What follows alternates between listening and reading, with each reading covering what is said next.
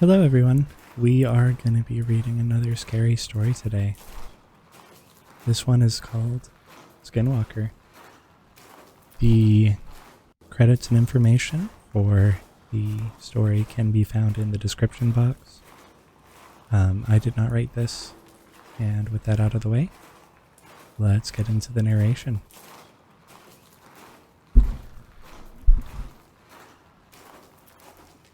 My father once told me a story. I'll never forget it, for a few reasons. I think it's the first story he ever told me as a child. It's also the story of how my grandfather died. But honestly, that isn't the reason. You hear stories on TV, or sometimes you overhear something in a public place.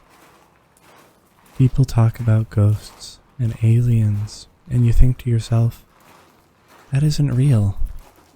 They're making it up, or they're mistaken or crazy, or something like that. You just can't believe it. Until something happens. Something that brings it all together. Connects the dots in a way you didn't think of before. Maybe it happens to you. Maybe you hear the same story again and again, happening to different people. It doesn't take long for the world to become a lot bigger than you thought it was. As I said, this is a story my father told me, but I never believed it, even though he swore up and down it was true. It wasn't until I started clicking around the internet I started to believe. I started to hear other stories just like the one my father told me. It didn't take me long to believe in the rake. That's not what my father called it, of course. He's never used the internet in his life. He wouldn't know what the consensus has taken to naming it. When he chose to call it something other than it, or that thing, he called it Skinwalker, after an old Navajo tale his grandfather had told him. But I'll tell you the story, the way he told me. We were out hunting one night, he'd tell me. Coyotes. We'd kill them for $50 a skin. They lived on a dairy farm in Ohio. They'd kill calves sometimes. We'd do it every night because we needed the money. Sometimes while we were out, we'd come on a deer and kill it. Our landlord didn't mind, and it could feed our family for a few nights and save us some money. Anyway, we were done making our rounds and heading home, walking, because we didn't have a car or some four-wheeler back then. We'd cut through the woods. That's when we came up on it. Blood. Everywhere. Splattered on the trees, in the grass, in the creek. Everywhere. At first, we figured it was a pack of coyotes. We'd seen it sometimes. They can't scavenge and start hunting deer or cattle. The worst was when they bred with feral dogs. But this wasn't like that. See, when a pack of dogs or wolves or coyotes attack something, they do it right. They'll pick off the one that's weak or sick or old or just small. They'll hunt it, draw it into a corner, someplace it can't get out of, and they'll run it right to the biggest one, the alpha. And that deer will never see that alpha. It might hear it, but it won't see it. It'll just notice that its throat is gone, and then it'll drop dead. It's quick, and it's clean. That wasn't what happened here. Something had run up on a den of deer. Coyotes won't attack a den. Wolves neither, because they'd get too much of a fight. There were three bodies, just torn apart. You'd see a head here, a leg here, a torso there. Predators don't do that. They don't leave behind scraps. What had done this hadn't done it for food. It had done it for fun. But we didn't know that. We saw a bunch of carcasses and we think it's something we've got to take care of. I remember my dad telling me to go home. He thought it was a pack of feral dogs. But I wasn't leaving him, and I damn sure wasn't walking through 2 miles of woods alone, with nothing but a .22 and a pocket knife. He was only 13 at the time, so a .22 rifle was about the only gun he could reliably use. Dad had the shotgun, and I wasn't going anywhere without it. It took me a while to convince him, but we finally began tracking whatever did that. It wasn't hard either. We just followed the blood. Either that thing bled a deer before it got away, or dragged one for a mile. I don't know. I know that I'd never seen my dad scared before that night. We started hearing noises. I've been in the woods a lot in my life. I've been all over the world. And I ain't never heard noises like I heard that night. I heard things screaming. Heard deer and fox and rabbits and raccoons and birds. Just scared. Keep in mind, this is maybe 12 or 1 o'clock. Except the fox and some birds, nothing was even supposed to be awake. But they weren't just awake. They were moving. I saw a flock of birds that night fly straight into trees, just trying to get out of there. We came up on a pack of coyotes, nearly shot a couple thinking it was what we were looking for, but then we saw they were running towards us.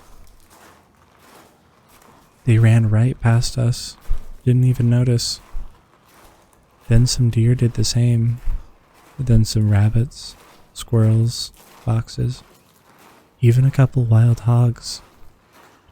These things were supposed to be eating each other, and the only thing they cared about was getting out of there. We should have put it together that maybe whatever we were tracking, it wasn't something we were supposed to see, and it wasn't something we could kill. I don't know why we didn't just go home. I guess we were curious. I think that was my dad's nature, to go toward trouble, to fight. And knowing what I knew about my father did during the war, my nature was to stay close to him. We finally get into an open valley. It was normally a soy field, but it wasn't in season, so it was just flat dirt. We saw the tracks then. A lot of the animals fleeing the forest had paved over the land. But where that deer blood was, nothing had taken a single step. Like they were leaving it there for us to find. The tracks were shallow. Whatever it was couldn't have weighed more than 100 pounds. That didn't mean much. A bobcat weighing 40 pounds nearly tore out my damn throat once. All that it means is that it's quick and it's hard to hit. So we follow the tracks, and it doesn't take us long to find where it is. There's this old schoolhouse that sits on the top of a hill. Half of it had been ripped out by a tornado, but nobody lived there. Not for a long time. We caught homeless people in there sometimes, or druggies looking for a safe place to shoot up. We figured maybe that was it. Maybe some sick kid riding a high. But we didn't think that for long. We get within 50 yards, and we hear this noise. A screeching kind of sound. It was sort of made up of 2 different sounds. One was a high-pitched screech, another was a low-pitched growl. It was making both at the same time. We get within 20 yards and we hear this sound. I can remember thinking it sounded like paper being torn apart, while someone was swinging water in a bucket back and forth. Dad looks at me, kneels down and whispers, "I gotta stay behind him, 'cause we're about to corner him." Any animal will fight when it's cornered, especially when it's a predator. We can tell by the tracks that it's just one. He tells me it's probably a single feral dog, probably rabid. The plan is to sneak up on it while it's eating, shoot it, and then keep shooting it till it don't move no more, then slit its throat. If it gets to Dad, it's my job to shoot or stab it to get it off of him. So he walks up and I'm right behind him, just a tad to his side, so I can see what it is. I wish to this day that I hadn't. It was leaning over a carcass, tears off its flesh, and throws what it doesn't nibble at aside. There's blood all over the brick, glistening in the moonlight. It's pale white, human looking, but not quite human. It had arms and legs like a human, but it sat like a monkey, hunched over. Its hands weren't normal. It had long fingers with claws at the end. So we see that, and my dad hesitates. He wasn't about to fire on a person, so he clears his throat to try to get it to turn around. I swear to God, all the noise just ceased. I ain't ever heard true silence before that, and not after it. But for 2 seconds, nothing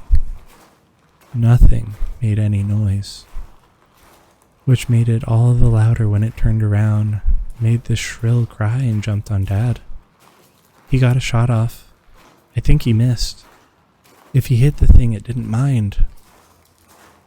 But it was on him, tears parts of him off. I start shooting it with the .22 point blank, but it barely bled the thing. I got off 5 rounds and then started hitting it with the gun butt, but it wasn't budging. It didn't even register that I was there.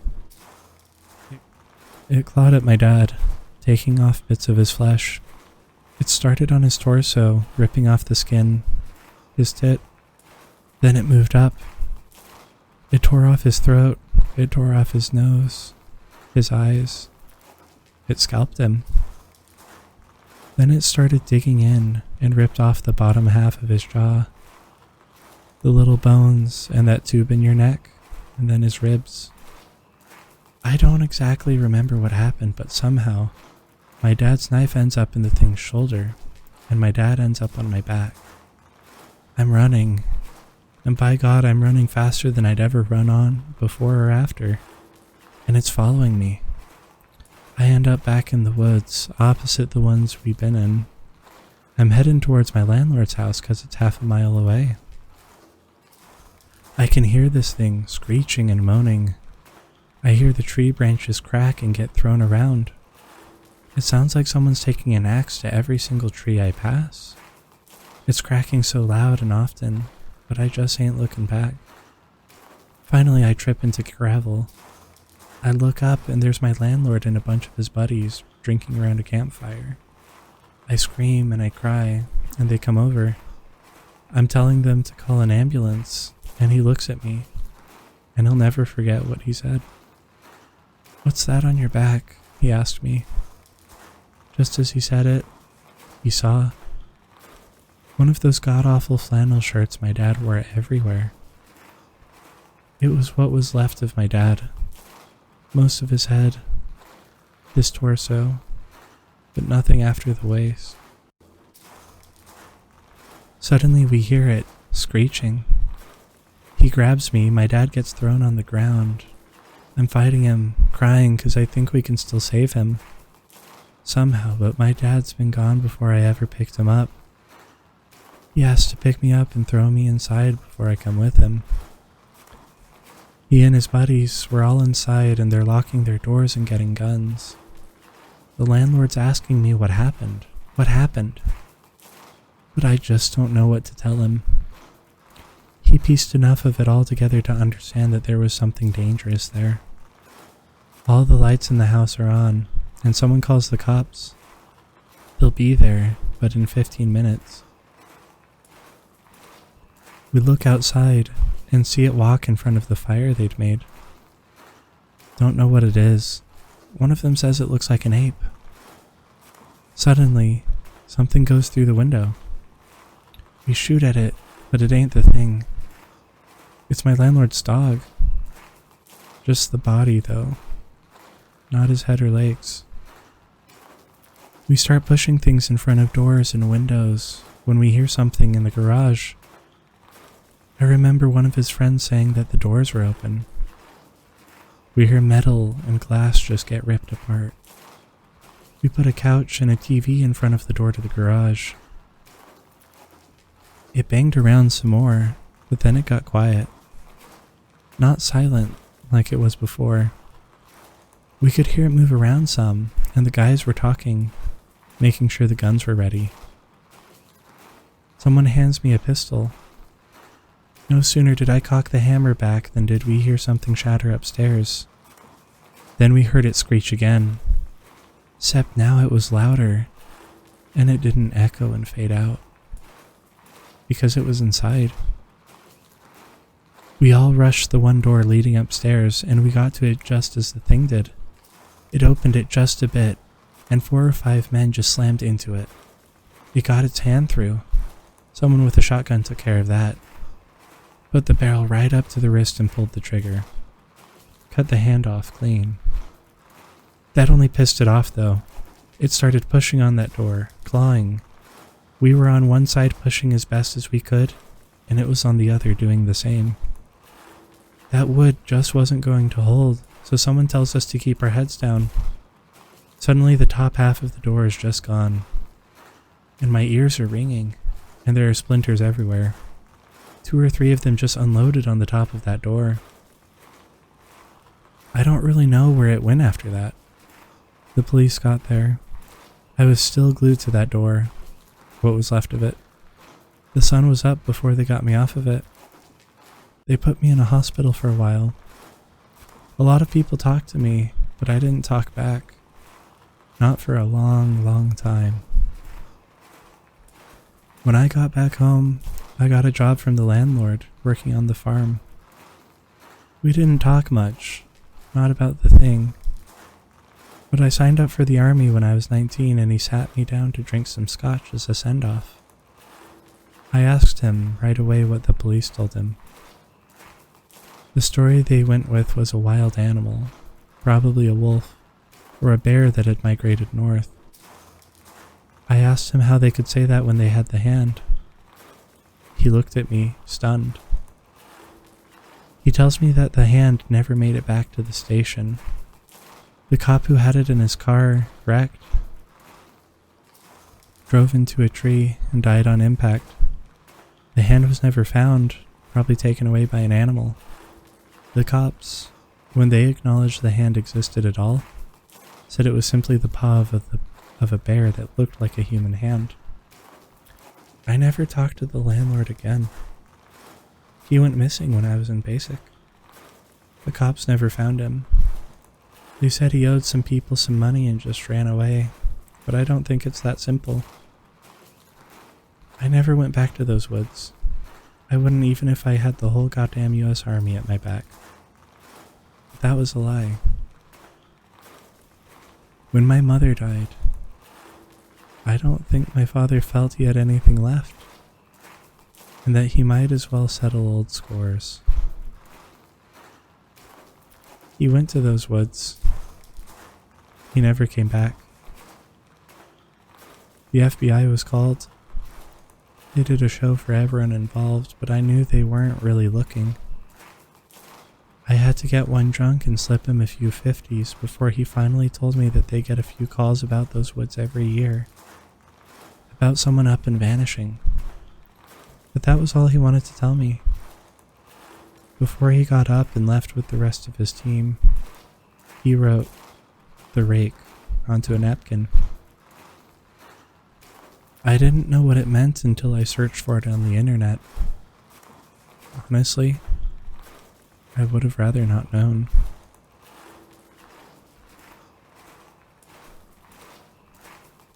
Alright, well I hope you enjoyed the reading of Skinwalker.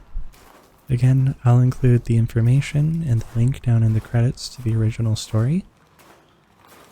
Thank you so much for being here, and sweet dreams.